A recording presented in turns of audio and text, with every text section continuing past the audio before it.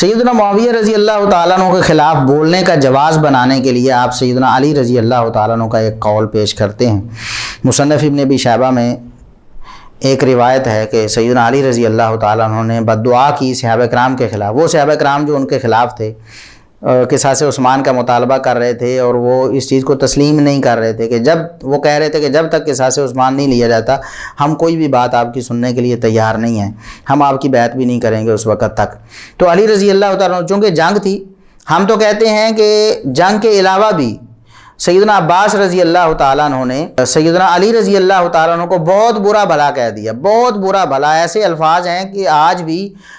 کوئی دوسرے کے بارے میں کہے تو بہت سخت الفاظ ہیں، بہت سخت جرح بھی ہے۔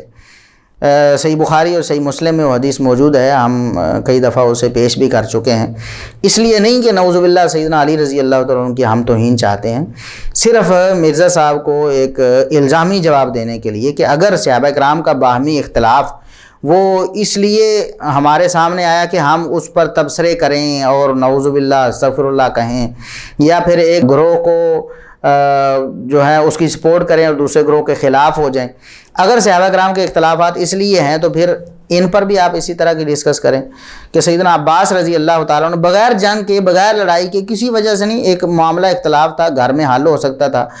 عمر رضی اللہ تعالیٰ عنہ کے پاس آ گئے کہ میرے اور اس جھوٹے، میرے اور اس سیاہ کار، میرے اور اس خائن، میرے اور اس دغا باز کے درمیان فیصلہ کر دیں۔ 4 لفظ بڑے سخت بولے سیدنا عباس رضی اللہ تعالیٰ عنہ نے، لیکن اس سے آپ نے کبھی کوئی نتیجہ نہیں نکالا۔ آپ نے نہیں کہا کہ عباس کی سنت ہے علی رضی اللہ تعالیٰ عنہ کو معاذ اللہ کاذب جھوٹا کہنا، عاصم سیاہکار کہنا، غادر دغا باز کہنا، اور اسی طرح خائن کہنا، خیانت کرنے والا کہنا۔ آپ نے کبھی نہیں کہا کہ یہ عباس کی سنت ہے، لیکن سیدنا معاویہ رضی اللہ تعالیٰ عنہ کے بارے میں جب آپ کا بات کرتے ہیں تو سیدنا علی رضی اللہ تعالیٰ عنہ کے الفاظ پیش کر دیتے ہیں کہ یہ علی کی سنت ہے۔